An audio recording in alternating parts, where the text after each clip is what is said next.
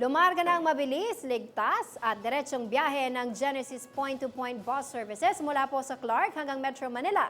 Ito ang pinakamagaan sa bulsang moda ng transportasyon para sa may 1 milyong pasahero ng Clark Airport o Clark International Airport mula Central at North Luzon. Si Angelica Simpao, may balita. Nagsimula na ang biyahe ng Genesis point-to-point bus services mula Clark hanggang Metro Manila.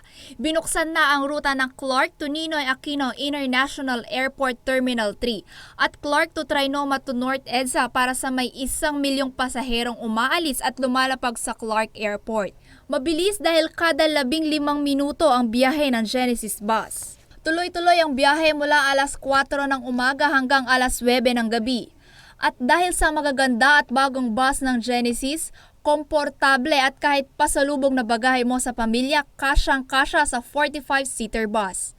Pero hindi lang yan, kung dati aabot sa 4,000 piso ang gasto sa transportasyon, ngayon swak sa budget ang pasahe mo. 300 pesos lang ang pasahe mula Clark to Ninoy Aquino International Airport Terminal 3 at 250 pesos naman mula Clark to Trinoma to North EDSA.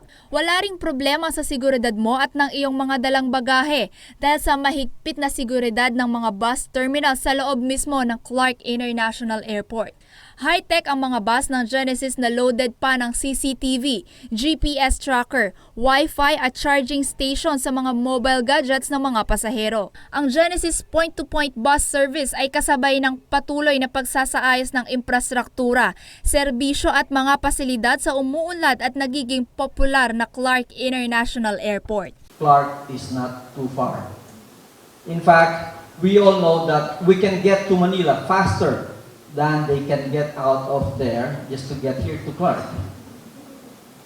With all the business, entertainment, tourism, sports, transport facilities and amenities available in Clark, and with the simplicity of life here, sans the congestion, it is actually Manila that is too far. Mula sa 4 na oras na travel time sa karaniwang bus ay 3 oras na lang ang biyahe ng mga pasahero mula Clark papuntang Maynila. Ito ang kauna-unahang P2P service sa labas ng Metro Manila, kaya naman isa itong karagdagang serbisyo na magpapagaan sa biyahe ng mga pasaherong OFWs, turista at mga negosyante. Ayon kay Secretary Arthur Tugade, 6 na destinasyon pa ang madadagdag sa premium point-to-point services sa Central Luzon bago matapos ang taon. Kabilang dito ang Clark to Lubao, Pampanga, Clark to Dagupan, Pangasinan, Clark to Subic, Zambales, Clark to Tarlac City, Clark to Malolos, Bulacan, Clark to San Jose, Nueva Ecija at vice versa. Samantala, 40 bus ang patatakbuhin ng Genesis Transport Services Incorporated mula Clark Airport papuntang iba't ibang destinasyon sa Central at North Luzon bago matapos ang taon. Ako si Angelica Simpao, nag-uulat para sa Metro Central Luzon News.